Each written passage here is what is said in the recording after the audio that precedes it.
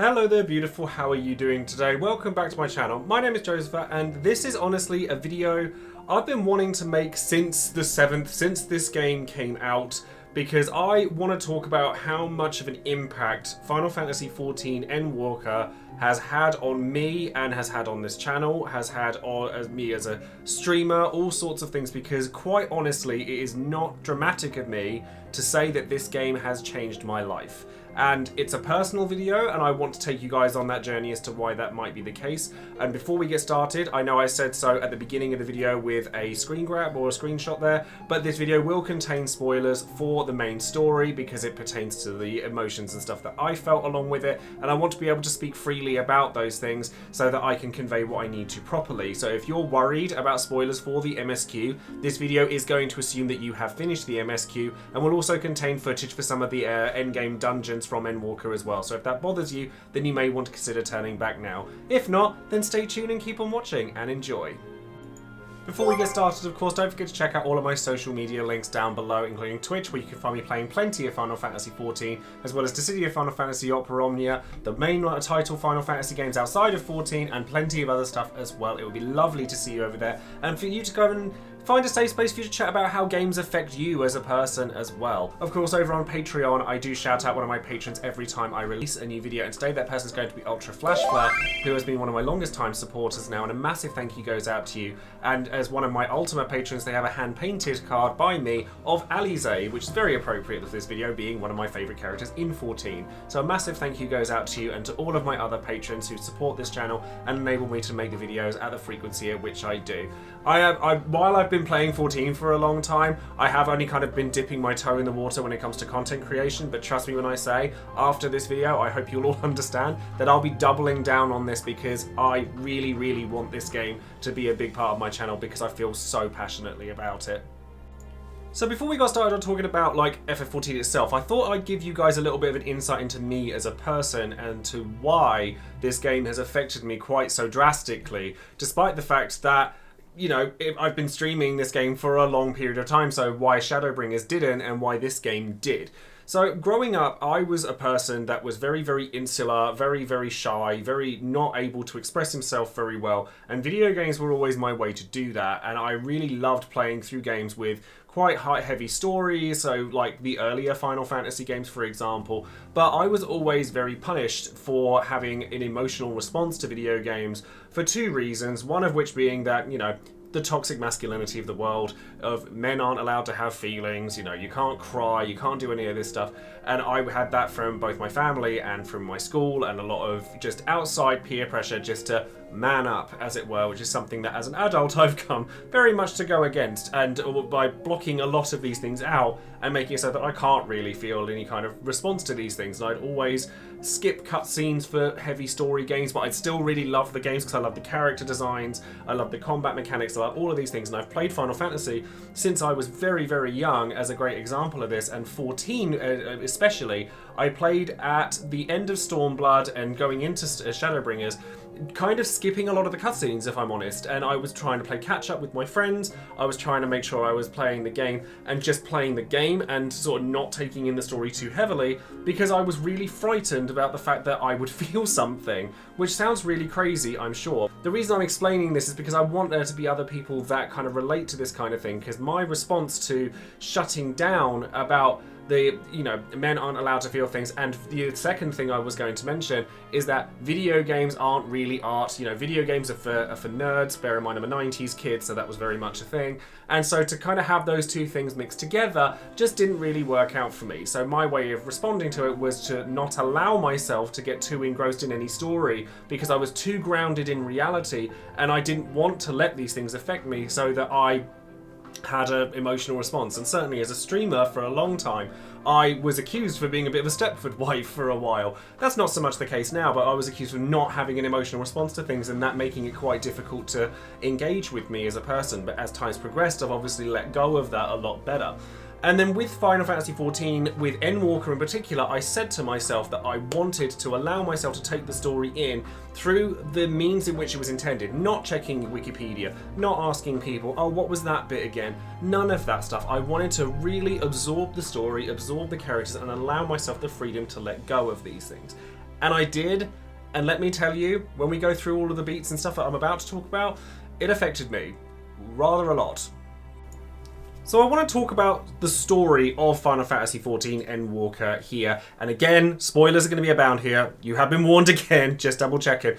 But I wanted to go through why, honestly, choosing Endwalker to be this kind of self-awakening game was so apt. I did not realise before going into Endwalker quite how much the themes of the game would speak to me on a personal level, because it's got so much ingrained in it that's about the human condition, combating the idea of perfection, all of these things that speak to me as a person, as somebody who's like, you're not good enough, you need to be perfect, you have to do this, you have to do that. The game literally is themed around the idea that sometimes you just have to let things go. The world can't be perfect because by trying to be perfect, you will end up destroying yourself. And I very much relate to that in a large number of ways, and I know for a fact that having spoken to a large number of other players, that it's affected them in much the same way, and they feel very much the same relation. Not only that, but the culmination of the ways in which the story beats from previous expansions, which I do know a lot more about now that I've actually watched all of them, like as opposed to a couple of years ago when I started skipping things. You know, the culmination of everything that happened in the level 78 dungeon cutscene. You know the one I'm talking about. You know, I will be uploading some of my stuff from stream for this as well, because I literally stared at the screen with tears streaming down my face. Not making any sound, just tears streaming down my face in complete disbelief, because it was just such a beautifully powerful cutscene. Just walking through Amarot, all of that stuff with Vanar, all of it just absolutely took me by surprise. And because I'd allowed myself to really connect with some of the characters, I have a particular mention to our favourite friend Hythlobaeus, who has rapidly become one of my favourite characters in the game, and I will be drawing him to hell and back, I'm sure. Just allowing yourself to kind of understand like the Ascian viewpoint, understand why the setup for the game is what it is, and to see this story that's been written for near a decade kind of culminate in such a beautiful way left me in absolute disbelief. And then with the characters and things like that, like Forshino, for example, I spoke already about the fact that I had a poor relation with my family with regards to men, toxic masculinity, this, that and the other. Suffice to say, I had a fairly visceral reaction to Forshino from the end of 5.55 until the end of Endwalker. I couldn't stand him. Like, every time he was on the screen, I felt a visceral anger towards him. And I know that a lot of people responded well to kind of the, I was doing it to protect you, I was doing it to keep you safe, you actually mean the world to me, all of this, that and the other. I, at that point, literally stared at the screen and yelled profanities very loudly on my stream, which I never do, because I was just so... I felt gaslit by Forshino. Like, I was like, hold on a second, you literally disowned your children at the end of the last expansion. You've been cold as ice to us for the entire thing, and now you spin on a pivot and decide that we're okay. I'm not saying that this is bad writing. I think it's actually very good writing, because I sat there and I had, like I said, this guttural reaction to it. And I know that other people have had different reactions to this, because I obviously don't have the strongest relationship with my own family, so to kind of see that playing out in front of me on the one game where I decided I'm going to let myself go and I'm going to feel things in this one, it was too much. It was far too much. One of the things I felt most strongly about when it came to Endwalker was just the peaks and valleys of its tone. Like, while it's a game that deals with such deep and almost dark sort of themes, there's so many moments of levity. Like, big special mention goes out to the scene in which everyone just turns up at your dorm to have like burgers and pizza and stuff. I really loved that scene, as well as just there's a lot of amusement, there's a lot that's funny, there's a lot to just be really happy about in this. So it tackles these things in such a way that one can feel that even if it is dark and it isn't great, you can still get through it. And then, of course, we have the big one. I'm going to mention this by name, Ultima Thule.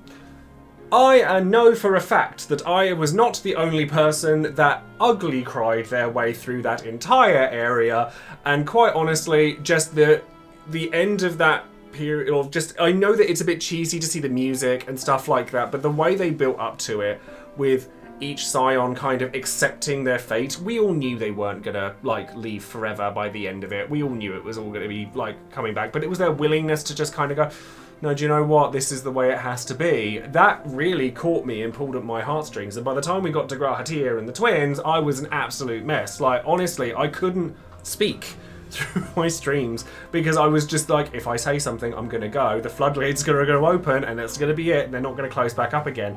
And just the scenery, the way it was played out, the music, and you're running through the stars. And it was almost like an old school movie in the way that it played out, and I just think that it was so beautifully executed that I couldn't help but feel just such a strong sense of like sadness and yet triumphant, like a triumphant sense at the same time, because there was just so much going on. It was overwhelming, and I was really, really proud of myself for allowing it to affect me, because I knew that it was something I'd struggled with for the past 20 years. And at that point, I literally said to myself, this game has changed my life. And I meant every word of it. One of the things that I feel we have as a community for Final Fantasy XIV to thank it for is actually the community itself.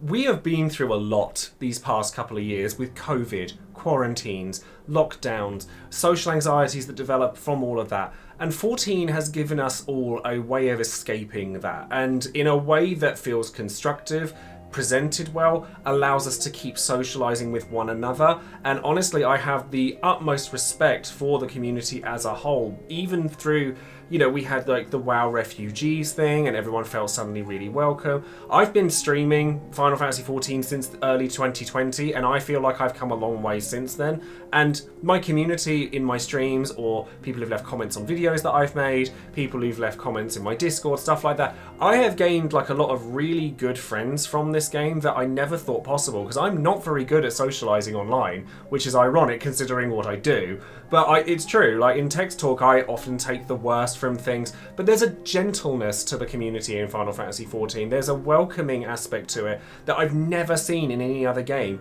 that, or certainly not to the extent that 14 has. Like if somebody's struggling, then someone else is always willing to pick them up. Somebody's like not sure what to do, somebody's always there to explain it. It's just so welcoming and fresh for, like, you know, an old boy like me who's sitting there looking at it, and all of these things add up to a really formative experience for me as a gamer that's allowed me to look at this game from a personal standpoint in a way I haven't looked at games since I was a teenager or a child even. There's just a wonderment, and I know I've talked about this before, that I just feel is so powerful, and we really need to double down on that in order to keep this like wonderful community going, because I don't think it's going away anytime soon, certainly not with the way the queues are going right now.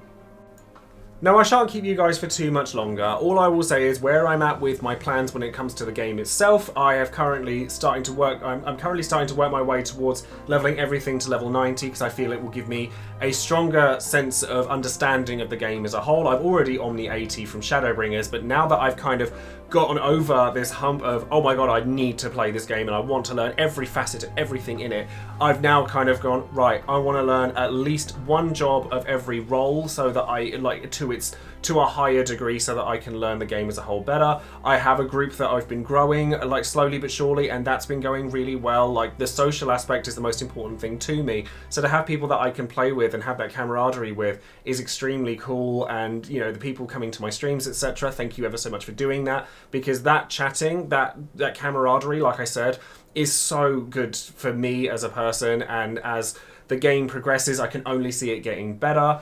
And then with regards to the game itself, I haven't done Savage Raiding. I've never said that I was going to do... I never originally said I was going to be a Savage Raider, but I'm now in a place where I'm like, no, I want to learn. I did all my Extreme Trials and Shadowbringers while they were still sort of level relevant, so I wanted to kind of like take it the next step and just go that next step and try and go harder. With regards to the channel, videos that I want to make, I did actually put a questionnaire out a little while ago. They got over 100 responses, so a massive thank you to those of you that did that. And the large sort of thing I got from everybody was that People want to see more content that's kind of aimed at the midsection, because you get a lot of content that's aimed at beginners, and you get a lot of content that's aimed at sort of hardcore end game players, and not so much in the middle. So sort of what people want to know is more how to get into that higher end content without everything being explained all at once. So I shall aim to try and do that, whilst also I've been asked to do a lot of reflection, like I've done in this video, about my feelings and my thoughts and my takes on the things that I've experienced within the game. So if that's something that you guys are interested in, then I would love to hear more from you, and I'd love to see more from just this game in general. I know I'm gushing, and I know I'm probably like running around in circles in what I'm saying, and I'm actually very nervous to post this video because it is quite so personal, but equally it means a lot to me, and I really hope that my community, even from other games that I've played, come to kind of support this as well. So that's going to be all for today's video. I didn't make it super long because I didn't want... I mean, I could sit there and gush about it for ages. I also didn't talk about the things that I didn't like about Endwalker, because I don't think that it's perfect. As a matter of fact, I actually think that Shadowbringers in and of itself is a slightly better expansion than Endwalker was. And if you'd like to know my reasons for that, then let me know in the comments below, and I'll make a video of Shadowbringers versus Endwalker and see what you guys think of that. But because of the way that I have personally approached it, I am absolutely overjoyed with Endwalker, and it has been a formative experience for me, both as a gamer and as a content creator, and it's allowed me to break down barriers within my own psyche that I've had for over decades. So I'm actually very thankful to Endwalker for doing that and for allowing me to be that way, and to my community for encouraging me to be that way as well. So I would like to hear from other people that have had a similar experience with this game, whether they feel that it's been a formative experience for them, whether they feel that it's really opened doors for them, because I think that together we can kind of realize that it's okay for us to feel an emotional response to these video games. It's okay for us, especially like with toxic masculinity being what it is, you know, to push past that, because these games are beautiful. They really are, and the stories that are told in them are magnificent, and they are personal. I may have been ugly crying and showing my emotions here, left, right and centre, but that's because I haven't done for a very long time. And I also think it's important to note that not everybody does cry. Not everybody does show their emotions that way. But if they feel that way regardless, then it doesn't matter how they're showing it externally. As long as they feel special, they feel a connection with it in their own way, then that is very, very powerful in and of itself. So if you have had a response to it that way, comment below and let me know what kinds of things you'd like to see in the future. Anyways, that's going to be it from me, so thank you very much for watching. Don't forget to like the video, click the bell for notifications of any future videos I might be making, and of course subscribe to the channel if you haven't already. And then I shall be coming back with more 14 footage and more stuff to go with 14 and all things 14. So thank you very much for watching, and I will see you next time. Take care.